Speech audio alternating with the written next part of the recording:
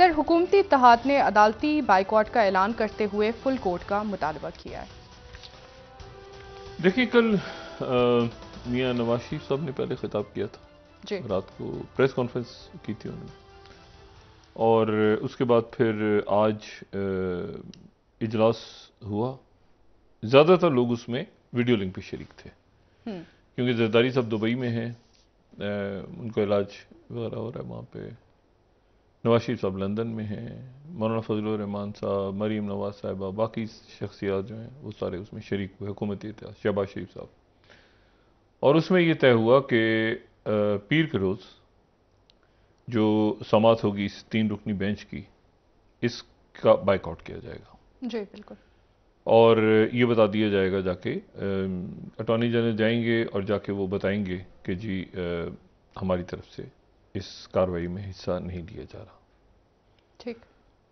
और उसमें उसके बाद फिर क्या, एक तो ये खबर है ना, इसको लेके चलते हैं कि इसको अगर उन्होंने इसके बाइकआउट का ऐलान कर दिया अदालती कार्रवाई का, तो क्या अदालती कार्रवाई जो है वो 3 जज साहिबान बैठेंगे, और क्या वो उसको प्रोसीडिंग्स को आगे बढ़ाएंगे, और क्या ये जो हुकूमत की तरफ से बात की गई है, क्या ये बात जो है ये जाएगी, क्या वजारत दिफा, वजारत ख़जाना, कोई भी नुमाइंदा नहीं आएगा, और फिर क्या इसको कंटेम्प्ट की तरफ समझा जाएगा मामला, ये तौहीन होगी अदालत की कि अदालत की प्रोसीडिंग्स का बाइकआउट हो गया। सुप्रीम कोर्ट ऑफ पाकिस्तान की बात हो रही है।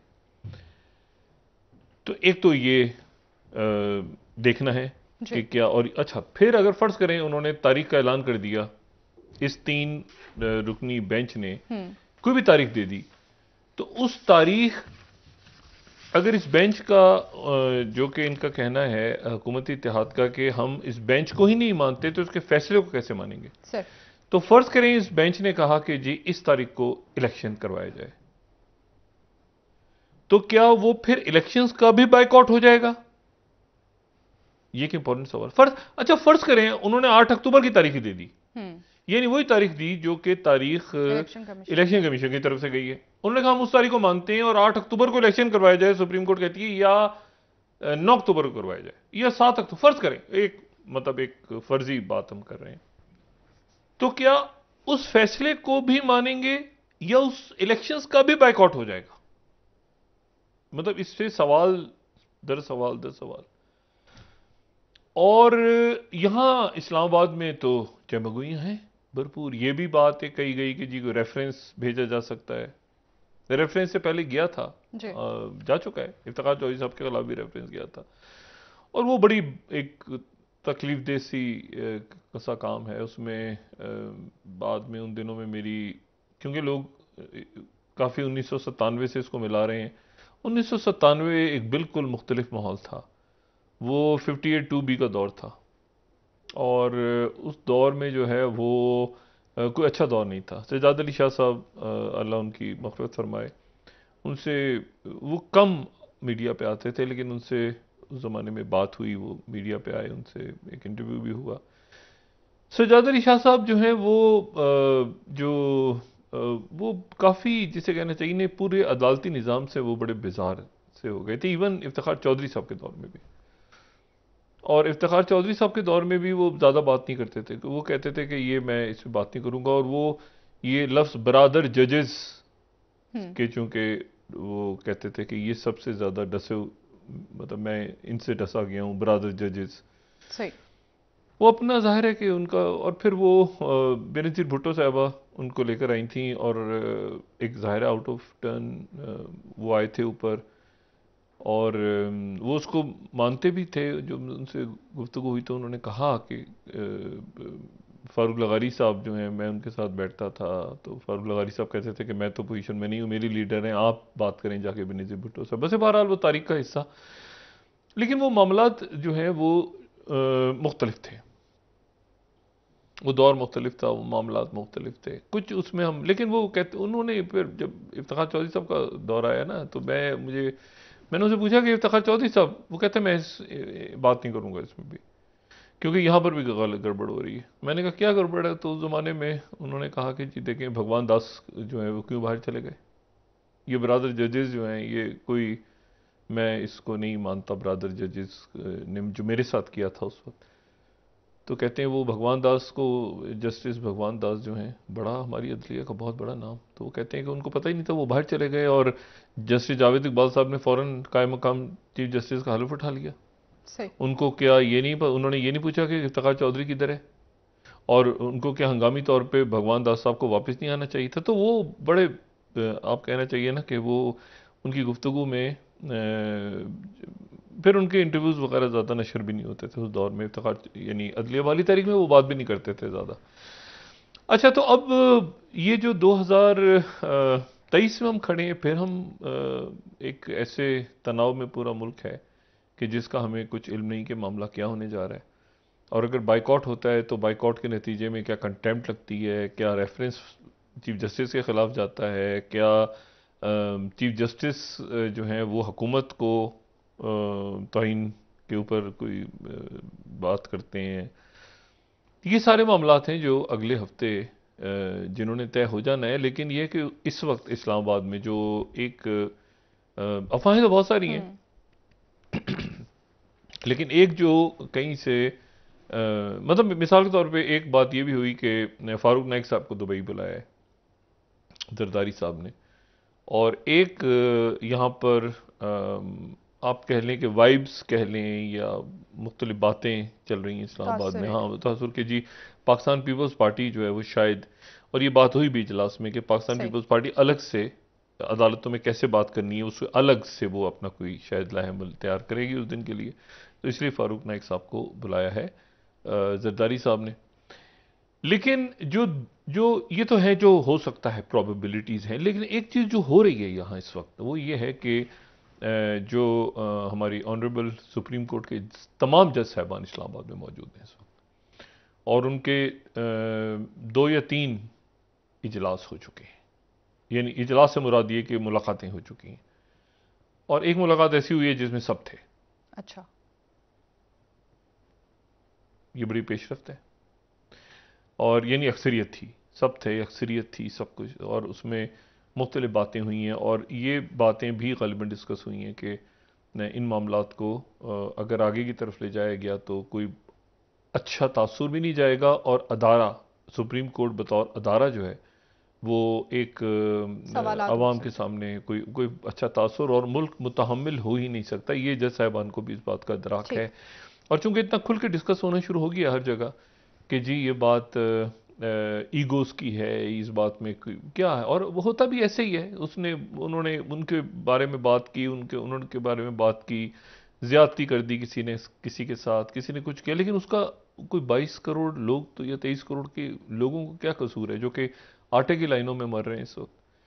और कल जो वाक़या पेश आया है कराची में, कितना हौलनाक वाक़या है, लेकिन उस वाक़े का रिजल्ट क्या निकला? उस वाक़े का रिजल्ट ये निकला कि वो जो फैक्ट्री वाले जो दे रहे थे, देखें यहाँ पर ये बहुत बड़ी मुसीबत है। अगर 1000 रुपये है किसी के पास तो उसका घर नहीं चल रहा, अगर लाख रुपए है तो भी घर नहीं चल रहा, अगर जो है वो कहीं से 10 लाख रुपए आ गया तो उसके बाद वो दाएं बाएं से लोग आने शुरू हो गए, ठीक है, रिश्तेदार, उस पड़ोस में उधार दे दो, दोस्त यार आने शुरू हो गए। अगर करोड़ रुपया किसी के पास हो गया तो हुकूमत पीछे लग गई या वज़ादारें भी जगी, करोड़ रुपये कहाँ से? तो एक अजीब मुसीबत है। तो 100 रुपया किसी के पास है तो वो उसके पास कोई मरने के अलावा कोई रास्ता ही नहीं है, वो जहर भी महंगा है। तो मसला ये है कि वो अब कितना खौफनाक बात है कि आप जाके जहर खरीदें और जहर खा लें और ना मरें, तो उसके नतीजे में इक़दाम खुदकुशी का मुकदमा भी कट गया सर पे। तो ये भी अजीब अजाब है। तो खालिस तो कोई चीज़ नहीं है। अब इशू ये है कि वो उसमें क्या हुआ कराची वाले वाक़े में कि वो जो फैक्ट्री मालिक वो होता है कि दे रहे हैं, मतलब इमदाद कर रहे हैं, अब उनको भी पकड़ लिया है ऐसे जी आपने पुलिस से परमिशन क्यों नहीं, आपने इंतजामिया से क्यों नहीं पूछा, इससे क्यों नहीं पूछा, उससे नहीं पूछा। कोई अपनी गलती मानने को तैयार नहीं है कि ये मुल्क में हालात कैसे पैदा हुए। ठीक है, उन्होंने कवानीन की कोई पास नहीं, वो दे रहे थे ना। यानी मुझे बताएं कि ये आम होता है कि लोग घरों में कोई चीज़ मोहल्ले में देना शुरू करते हैं तो बहुत सारे लोग इकट्ठे हो जाते हैं, गरीब गुरबा आ जाते हैं, और वो ये बकरीद के मौके पे तो खास देखने में आता है जी। अब मसला ये कि लोग जमा हुए, भगदड़ हुई, गलत हुआ, सब कुछ हुआ, लेकिन वो उसके नतीजे में जो बांटने जो दे रहे थे वो धर लिए गए कि आपने इंतजामिया से परमिशन क्यों नहीं ली। खैरात बांटने के लिए भी अब पता चला परमिशन चाहिए, कोई एनओसी चाहिए, कोई बड़ा हो, कोई कतारें लगाई जाएंगी, कोई पुलिस आएगी, पर खुदा जाने क्या मामला है। अल्लाह ताला रहम करे। अच्छी खबर ये आ रही है इसमें से, जो अब मैं खबर से बातें कर रहा हूं क्योंकि सब जज साहिबान बैठे हैं, तो इस बात के इम्कानात हैं कि फुल कोर्ट बन जाए। अच्छा, लार्जर बेंच या फुल कोर्ट बन जाए। सही। मैं इस बात को बिल्कुल 100% तो नहीं कह रहा कि ऐसा मुमकिन है, लेकिन चूंकि जज साहिबान इकट्ठे बैठे हैं इसलिए इस बात के इम्कानात हैं, और इकट्ठे बैठे हैं उनमें से अक्सरियत, यानी ये नहीं कि सारे के सारे बैठ गए हैं, और लेकिन अक्सरियत चूंकि दोनों तरफ की बैठी है, बातें हुई हैं, राब्ते हो रहे हैं, इस्लामाबाद में सब मौजूद हैं, तो इसलिए इम्कानात इस बात के हैं। और ये जब चीफ जस्टिस साहब उठ के गए थे, उन्होंने कहा था आप खुशखबरी सुनेंगे, तो उनके जहन में कुछ ऐसा ही था कि शायद ये बात जो है इसको मामला शायद किसी बेहतरी की तरफ जाए, क्योंकि खुशखबरी ये तो नहीं हो सकती ना कि वो बाइकआउट कर जाए। अच्छा, उनको ये भी पता था गालिबन, क्योंकि अटॉर्नी जनरल उस दिन भी बाइकआउट की बात करने गए थे, लेकिन चूंकि चीफ जस्टिस साहब थोड़े से जज्बाती बात वगैरह की, तो वो इरफान का जो अटॉर्नी जनरल और इलेक्शन कमीशन की तरफ से इरफान कादिर सब बात मुकम्मल नहीं कर सके, तो लेकिन वो रोक दिया उन्होंने मामला। और फिर उसके बाद वो जो कहा ना कि, तो उनके भी शायद जहन में था कि ये बहुत ज़्यादा मीडिया पर और अवाम के अंदर और हर जगह और जजों में और नीचे कोर्ट्स तक की बात, तो इसको किसी तरह से संभाला। तो अब यह है कि ये गालिबन मामला चला जाएगा किसी लार्जर बेंच या फुल कोर्ट की तरह। अभी तक जो वाइब्स आ रही हैं वो ये बिल्कुल गलत भी हो सकता है, लेकिन मैं ये कह रहा हूं कि चूंकि बैठे हैं और कुछ बर्फ पिघली है, तो उसके नतीजे में देखते हैं कि क्या होता है। कल तक या रात तक या कल तक मजीद क्लियर हो जाएगा। तो ये एक ऐसी चीज है जिसके नतीजे में बड़े बहरान खत्म हो जाएंगे। ठीक है डॉक्टर साहब, इमरान खान साहब कह रहे हैं कि अगर 90 दिनों में इंतखाबात नहीं कराए गए तो दोबारा सड़कों पे भी निकल सकते हैं वो। नहीं, वो तो सड़कों पे तो निकलेंगे, लेकिन अब देखना ये सारा का सारा डिपेंड करता है ना कि पहले तो अदालत क्या, क्योंकि देखें इस पे तो ज्यादातर इस बहरान को तो खत्म होना है, इसको तो बहरान को तो खत्म होना है ना। रेफरेंस भेजना मसाइल का हल है ना। तौहीन अगर लगती है तो तौहीन के नतीजे में फिर क्या होगा, इलेक्शन कॉल होंगे, उन्हें कबूल नहीं किया जाएगा, दूसरी पार्टियां खड़ी हो गई, उन्होंने तो मतलब कोई एक जगह पर मामलात को तो तय करना है। पहले तो सुप्रीम कोर्ट तय करेगी ना। वो देखें आखिर में हुकूमत ने जो बात की है वो बात उनकी सही है। उन्होंने कहा हमें क्या बिठा रहे हैं, पहले खुद तो बैठे। देखिए ना, ये बात जो की है उन्होंने कि पहले खुद तो बैठ जाए आपस में, क्या हमें क्या बिठाने की बात कर रहे हैं, हमसे क्या कह रहे हैं कि आप आपस में बैठेंगे, पहले खुद तो बैठे आप। तो ये बात एक ऐसी है जिसमें जज साहिबान का आपस में बैठना बड़ा जरूरी है। तो बैठ तो वो, अब वो बैठने के नतीजे में पब्लिक में क्या चीज सामने आती है, और क्या उनके गिले शिकवे खत्म हो गए हैं, क्या ये जो अनाओं के मसले हैं ये खत्म हो गए हैं। ये किसी के फेवर में नहीं जाता कि किसी जज के ऊपर किसी पॉलिटिकल पार्टी का ठप्पा लग जाए कि ये बैठा है तो ये फैसला आना है, ये बैठा है तो ये फैसला आना है, ये बैठा है तो ये फैसला आना है।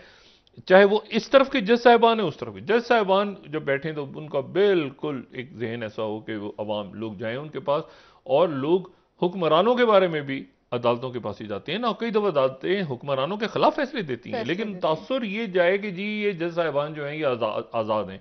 कुछ तासुर जो बनना है ना लोगों में, बड़ा कवि तर हो जाना और जज साहिबान के अंदर ही कवि हो जाना कि हाँ भाई ये तो हमें नहीं बिठा रहे, ये उधर बिठा रहे हैं, उधर बिठा रहे हैं, तो ये मामला मुनासिब नहीं है। तो ये बर्फ अगर पिघलती है तो फिर क्या होगा। देखें 3-4 बातें हैं ना। पहली बात तो ये है कि ये बाइकआउट अगर होता है और वही 3 रुकनी बेंच ही बैठता है तो फिर वो क्या करेगा। हुकूमत क्या बाइकआउट करेगी, तो हुकूमत बाइकआउट करेगी तो फैसला फिर क्या आता है, फिर क्या सूरत है। वजारत खजाना भी नहीं आएगी, वजारत दिफा भी नहीं आएगी, क्या हालात क्या बनेंगे। एक तो ये राय है जो एक तो ये है जो नजर आ रहा है सामने, जो कि एक बदतरी की तरफ मामला जाएगा। दूसरा ये है कि ये अदालत जो है ये एक जज साहिबान के कोई बेहतर फार्मूला सुप्रीम कोर्ट ले आए और एक लार्जर बेंच या फुल कोर्ट बैठ जाए, और बैठ के वो जो भी फैसला करे। फैसला क्या करना है, ये करना है ना कि इलेक्शंस की क्या, इलेक्शंस कब होंगे, क्या तारीख है, क्या सिलसिला है। ये तो बात जो है ये पहले भी हो रही थी ना कि इसको थोड़ा सा आगे पीछे कर लें। आगे तो अदालत को दरमियान में अदालत आई, और वो जाहिर सी बात है कि और इसमें अगर यहाँ पर बहरान बढ़ता गया तो फिर इसमें कोई गैर जमहूरी, जो कि सदर मुमलिकत भी कह चुके हैं और सब कह रहे हैं कि अगर अदालती बहरान ये बढ़ता चला गया तो फिर ये किसी अच्छे मामले पे जाके ख़त्म नहीं होता, चाहे वो 2007 हो चाहे 1997 हो। ये फिर एक पूरा मतलब सिस्टम ही फिर सारा का सारा वो सब फिर ये नहीं देखा जाता कि क्या चीज़ सही है, क्योंकि आइन कानून ज़ाब्ते वो सारे फिर हवा में उड़ जाते हैं। तो ये मेरे ख्याल से जज साहिबान को भी इदराक है, इसीलिए वो आज बैठे हैं। और मैंने कुछ देर पहले बात की अदालती क्वार्टर्स में ही, तो पता चला कि वो इस बात पे बात बाकायदा हो रही है कि लार्जर बेंच या फुल कोर्ट अगर बना दिया जाए तो क्या मुज़ाहिका है सही, और क्या होगा, ज़्यादा से ज़्यादा क्या हो सकता है। और ठीक है, क्योंकि अगर ये सारे लोग कह रहे हैं कम से कम एक यकजहती तो जाएगी, तो ये बात इसमें, और इसमें जज साहिबान ही चंद ऐसा रोल प्ले कर रहे हैं कि ये तफरीक जो है ये ख़त्म हो जाए। खुशाइन बात है।